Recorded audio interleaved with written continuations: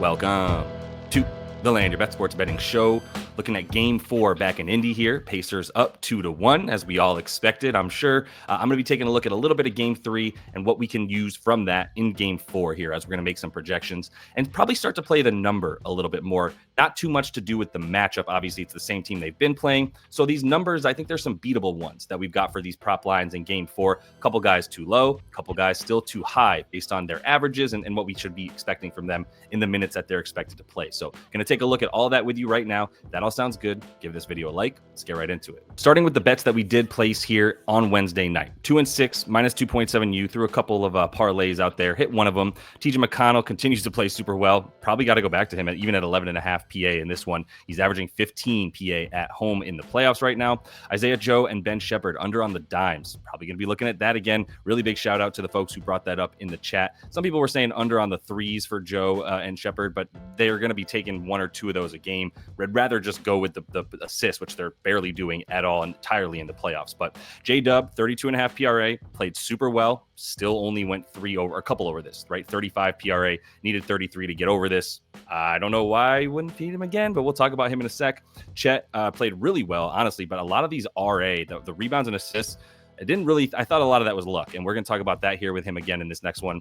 Lou Dort made us all look wrong. 4 threes at 3 of them in the first quarter to just make that a no sweat, not cash on the 8.5 points there. Ended with 12, took 8 shots. 5 of them were threes. If you think he's going to maintain that, okay, but the sort of history in the playoffs on the road tells us that he's a 5 points per game scorer in that situation. So do with that what you will. I think there's better bets than Dort unders, honestly, in this one. But SGA really still thought this would hit going into the fourth. He needed 8 points. Wasn't going to get there with the dimes. Only had 4 going into the fourth and ended with 4 as well. And his usage just dropped entirely in the fourth quarter. He had a 20% usage rate in that fourth. They were giving J-Dub a lot more looks. He ended with about a 35% usage rate for J-Dub in that fourth quarter. Not something that we've seen consistently. It's usually SGA taking those shots. He was passive in this one because he didn't have it going nearly as well as J-Dub did.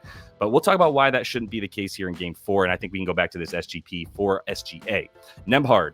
Don't know if we need to be adding the assists at all anymore, and the rebounds continue to go under for him as well. So we'll be looking at ways to fade some stuff, but I don't know if I'd be fading the points in this game once again for Nembhard. He's just been really passive, but it only takes a couple more shots. He had 8 points in this one, despite only shooting the ball 5 times. So we'll take a look at his stuff here in a minute too, and then try to little parlay here with Isaiah Joe and Ben Shepherd, expecting neither of them to play actually nearly as much as they did. Ben Shepherd played way more minutes than I thought he would. He got 18. I thought he was going to be down closer to like 9 minutes in this game.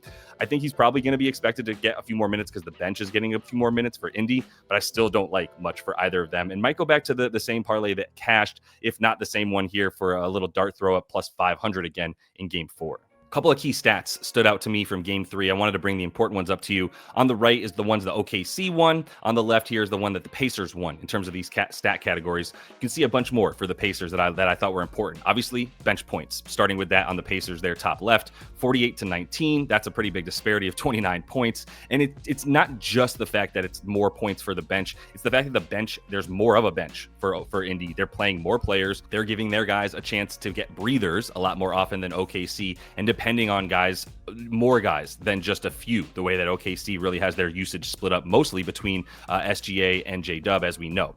Turnovers, big thing here for Game 3, because if Indy can keep it this way, this can be huge for them. They lost the turnover battle in the first 2 games and then came with it here in Game 3. Only 13 turnovers compared to 17 for OKC, and maybe more importantly, they won the points off a turnover battle here. They had 21 points off of turnovers, 14 for OKC. That's a big part of this whole thing here. And then fast break, the result of some points off of turnovers, they won by 7. And in the paint, they only won by 2. But this is key because the game plan for Indy is to get underneath the 3-point defense for OKC, get into the lane and cause problems that way by spraying out to shooters, as well as getting stuff down low, which they did really well with floaters in the lanes and the like. The things that OKC won, they had more rebounds by 6. They hit more threes and had a way better 3-point percentage. They took fewer as well. So, I mean, they only outscored them by 3 there. And then the free throw line, they actually missed 8 of those free throws. So actually, I think they were 23 for 30, not 22, but still only won by a little bit there on the free throws. Not as nearly as good of a percentage as the Pacers, who hit 19 of 22 free throws. Even the margins of victory here for OKC were a lot thinner than the ones that we saw for this Pacers squad. And part of that story is going to be the difference between this team at home and on the road for OKC. They're now 4-4, and all this stuff stayed the same as what I showed you prior to the previous episode for Game 3, where they were at 108 offensive rating, 53% true shooting percentage on the road in the offs now, right? So 4-4 versus 9-2 when they play at home. Much better offensive rating and shooting coming for them when they're in their home building. And last couple bit of notes for you here from Game 3 that I think are important, right? Quarter 1, quarter 3, those go to the Thunder. Quarter 2, quarter 4, those go to the Pacers. What can we get from that? The fact that the Pacers are playing, once again, with more players, more pace, and more stamina that they can have towards the end of the game. So after you get into the second quarter, guys are a little bit winded from playing the first bunch of minutes in the first and second quarter. That goes to the team with better stamina and more players available, right? Quarter 3, then you come back out. OKC's had a breather. They're coming back to neutral in terms of the rest that these guys have. But as soon as you get to quarter 4, it does seem like guys are breaking down a bit more for OKC, and that defense is staying really, really high intensity for the Pacers, whereas OKC is not able to bring it quite as much.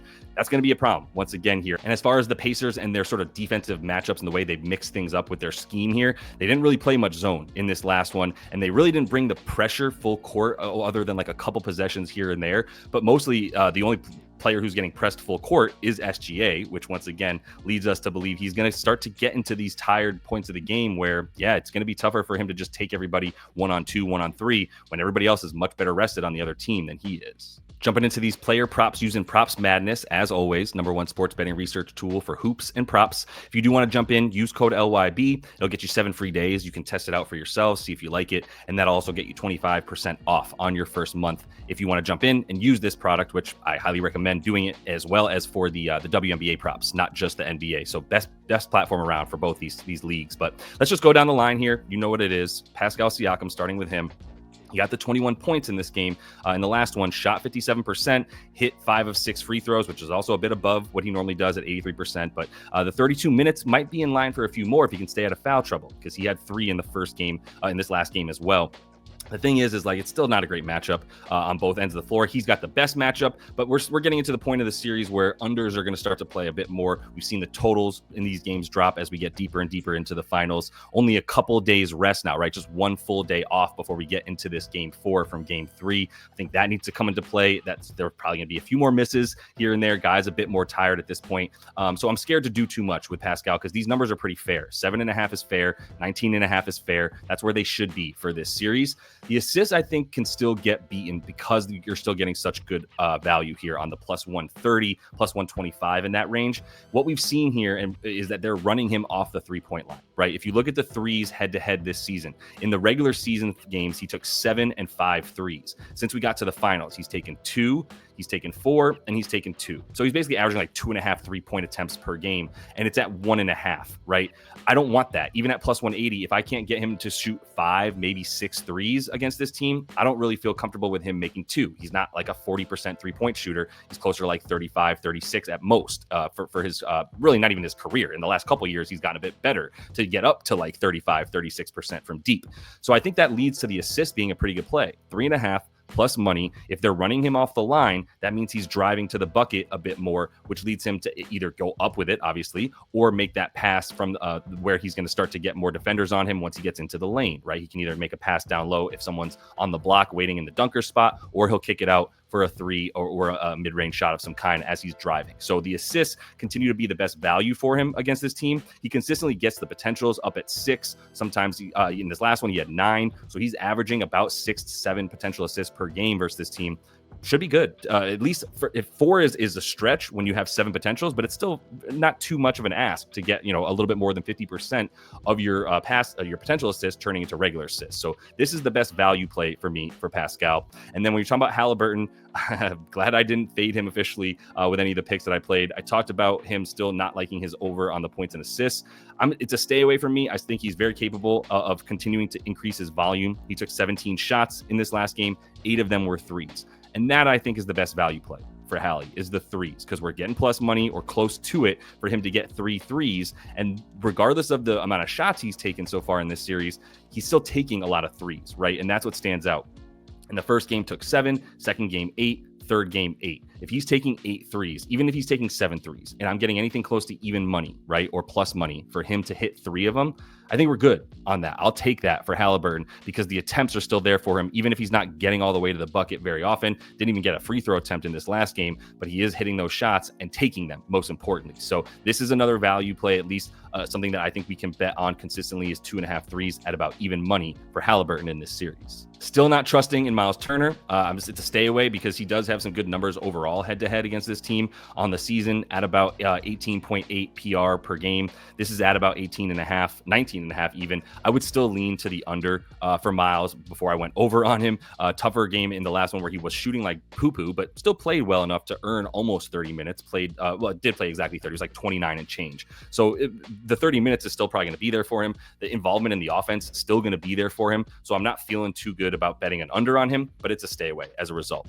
Nesmith, we're getting value on, right? He's at 11.5 points. The boards were down to about 4.5. So the PR are 16.5. Right. And this is a number that we hit in the first couple games for him, not in this last one. And I'm glad I stayed away in this last one.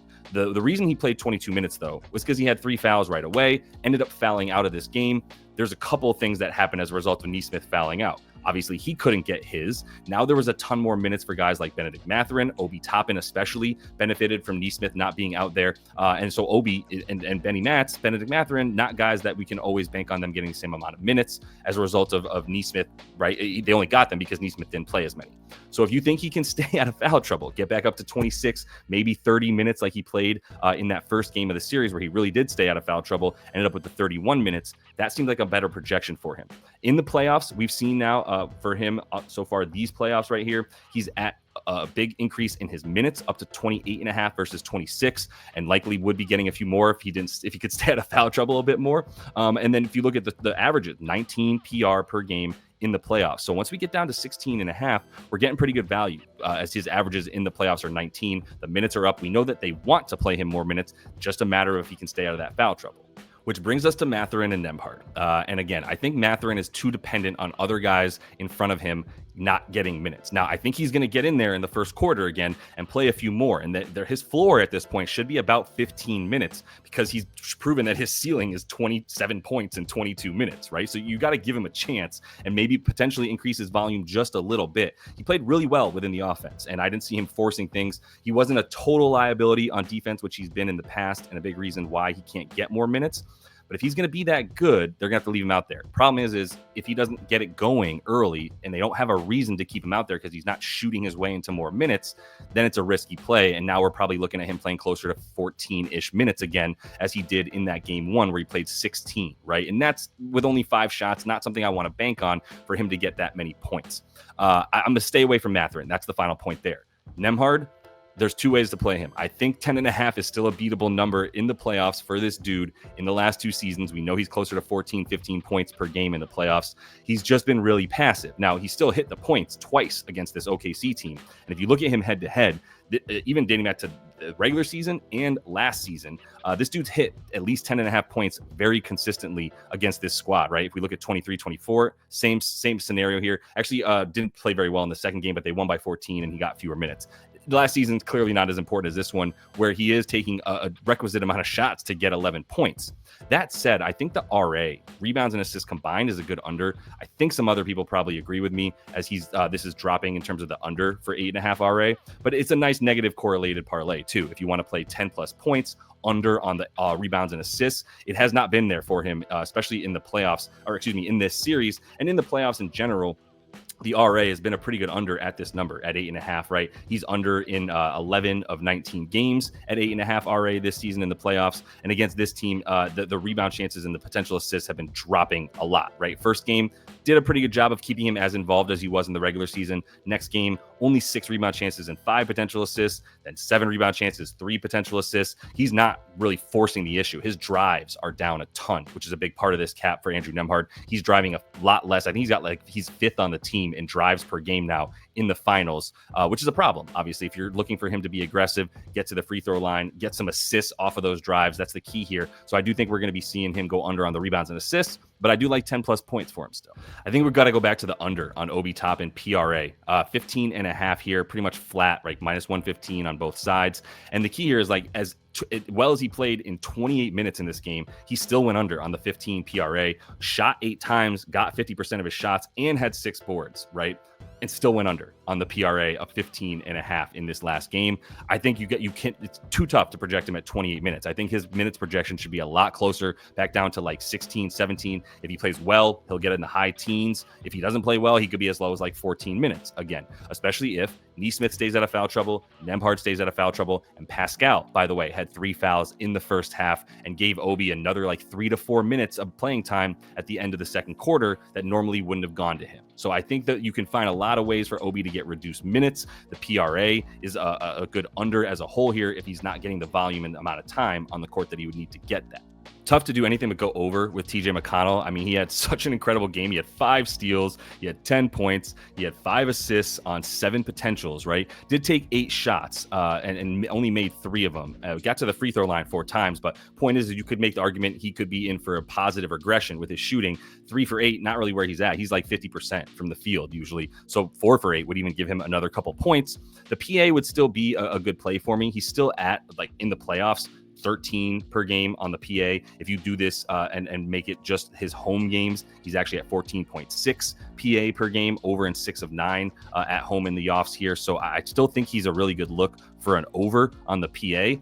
It's up to you if you want to take it at 11.5, but you're still getting even money or plus money for him to do so. So I think asking for 1 more point or assist from what he had last game, knowing that he's got the touches, knowing that he's got the involvement in the offense, I still think he's going to be a good look in game 4. Possibly my favorite bet, going back to Ben Shepherd, like I made clear to you guys earlier.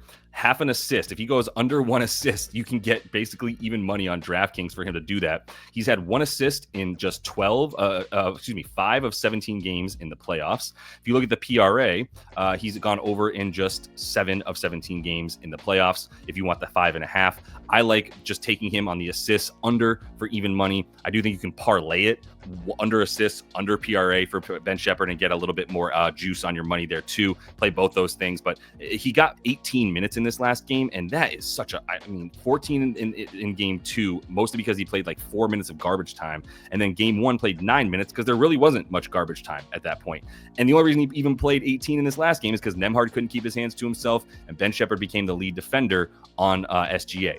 Well, I don't think that's going to happen again. And even if Nembhard does get into foul trouble, you've got Nesmith, as long as he doesn't get into foul trouble, to keep the minutes away from Ben Shepherd, whose only really function out there is to guard SGA. So not involved in the offense, 1 potential assist, not even a full potential assist per game in the playoffs for him. We're going to go under again on the assists and probably parlay it in another bet with the PRA. Jumping into the Thunder, go ahead and give the video a like if you're getting anything out of what we're doing here. Only a few games left in these playoffs, so let's get it here and make sure we can get the best out of it. But for SGA, I think it's a similar look. Like, I don't love having to bet for someone to get 34, 35 points in a game as their core bet here. Obviously, if anybody's going to do it, it's going to be him. Has had 30 pretty consistently, especially against this team in general on the season here. Gets 30 pretty much every game except for this last one where he got 24. Took 20 shots and only had a 20% usage rate in the fourth quarter of this last game. So that's a big part of why I think these shot attempts should increase for him. They're still not bringing the double team. I've said that a million times already, and it has not changed. Rick Carlisle does not bring the double team to him when he's above the break. They wait until he's either closer to the bucket, or if he's on the baseline, maybe they'll double team him to try to trap him in that spot on the court, knowing how good he is from the baseline, backing guys down as well. That's when they bring the help. Other than that, it's one-on-one for him. He missed a good amount of shots he normally makes from the mid-range in this game. And then, like I said, J-Dub was playing a bit better because J-Dub actually had an easier matchup. With Nesmith off the floor, Nembhard is a tougher defender on Shy. So if Nesmith is on the floor to guard J-Dub, that's a harder matchup than, say, Benedict Mathurin on him, even Obi Toppin having to guard Jalen Williams at times. That's going to be a plus matchup for Jalen Williams. Now it's not going to be the case. If Neesmith's out there, now it's really like same thing, right? Neesmith, Nembhard, both equally as adept at defending their guys in this series. That would lead to a few more shots for SGA. So I think you can go back to an over on the points if you want to. I personally probably will still stick to like my 30+ points, under 7 assists play for him, because if they're not going to bring that double team, I think his potential assists stay super low like they were in the last game. Maybe not 7, but even if he's getting 11 potential assists, I'll take him to go under 7 at that point. Told you at the top, I wasn't scared of the J-Dub. Under again on the PRA, he had 35. Congrats. But I would say 6 boards on 8 rebound chances is a bit high. Just 7 potential assists, and shot 50% from the field for the first time in this series, where he shot 32 and 36% prior. If you look at head-to-head, he has shot 36%, 50%, 32%, 36%, and 50, right? So he needs to shoot 50 or better to even get close. And even when he did in the prior game, when he on March 29th of this season, he shot 50% and still didn't get there. Now, it was a blowout, but this is going to be a close game. I still think if Neesmith is out there, it's a much better defender on him than the guys he was getting here, right? Because Neesmith couldn't play because he had too many fouls. Just stay out of foul trouble, which is a lot more likely to happen that he gets more minutes in this one, Neesmith, than 22. You're back to having a better defender on him. I could name you a handful of ways that J-Dub could have gone under this, with a couple of things that I would consider pretty lucky, including Kason Wallace missing a dunk on the fast break that led to 2 points plus a rebound for Jalen Williams right off the bat, where I was like, oh boy, okay, this bet's not supposed to hit. Right off the bat, we're seeing some unlucky stuff in our favor. So going to go back to this one, and probably going to go back to this one. Not probably, I'm going back to it. 10.5 on the rebounds and assists. Going back to the under here for Chet. 12, great job, played 35 minutes, but here's a couple of things that were inflated. 10 boards on 17 rebound chances is not the average for him. That's a 59% success rate on his boards. Well, normally he's at about, in the playoffs, 8 boards on about 16 rebound chances. That's closer to a 52% success rate on his rebound chances, right? Turning those into boards. So even if he gets another 17 rebound chances in 35 minutes, I like him to get fewer than 10 boards for sure. And the assists, he barely gets 1 assist per game in the playoffs. He had 2 on 3 potentials. Well, in the playoffs as a whole, if we're looking at his potential assists per game, he's at 2.6, right? Getting 1.1 assists per game off of 2.6. That's like a 50-something percent, 56% success rate. You just had like a 66% success rate, getting 3 potentials and 2 assists off of those. Not going to bank on that happen again. So like him on under 1.5 on the dimes, really like him on under 8.5, 9 boards, 9.5 boards or so as well. And that should get us to comfortably getting under 10.5 RA. Happy to take that. I'll leave the points out of it once again. If he does hit a couple shots or stays aggressive on offense, fine. I think he can get his. But on the rebounds and assists, he's just not involved in a way enough to get there to the over. Caruso's still good for 10 plus points. I still think you can take this. If you want to play the PRA, I do think his minutes will stay high. He was at 32 in the last game. So if you played the points, you got it wrong. If you played the PRA, you got it right. I'd still rather bank on the points, because if he's not getting the points, he's usually not getting the RA either. You can see that hit rate is much lower. He's averaging 5.2 in the playoffs versus, and he needs 6.5 there. Whereas the points, he's averaging 9.5, which is about the prop. So this is a lot better value just based on what we've seen from him so far in the postseason. So I'd leave it at the 9.5 points and leave the RA out of it if you're interested in betting on Caruso. I don't think that's a bad bet at all. And then Lou Dort, I mean, I'm just staying away. He scared me, but I'd still be leaning under on our boy here, who in the playoffs, away from home, we know what he does. Still not at 5.9 points versus 5 points. So it's the second time he's gone over. It's really entirely dependent on the threes. If he hits the threes, the points are there. If you don't, they ain't there. So do what you will with that. Hartenstein, I don't think he's got a place in this series much anymore. Seems like even when they gave him burn in the first half of the game, they took him out pretty quick, kept him under 18 minutes. Really thought they might give him more of a chance, but they also needed some more offense. And they wanted to leave Aaron Wiggins out there for a little bit more. He had 10 minutes. Caruso played 32. That really ate into most of it. So I don't know. And by the way, Lou Dort also played another like 35 minutes in this last game. So the minutes are a little bit sporadic. It's another reason why we just play the number here. Do we think this number is beatable versus like, do we think that this player has a good matchup in this game? I don't know about that as much for Isaiah Hartenstein. I could see a lot of ways that he loses minutes. So I'm be fading him. I would be fading him, but it's going to be a stay away. And then Isaiah Joe, last thing I like here, and I'm saving the best for last once again. If you can get under on the dimes, which are not there yet, because I guess the books realize it's insane to give Isaiah Joe a 1 assist prop line. He might not even get the 4 minutes that he played in this last game moving forward, right? 4 minutes and hit 2 shots, made 1 pass, didn't get a potential assist. Not sure if we'll see the under assist for him again, but great look that was brought up to me in the live show yesterday once again. All right, y'all. Appreciate you. That is all the time I have for you in this one. Going to be coming back here for game 5, as you know, no matter what. So hope to see y'all then. And until I do, happy betting.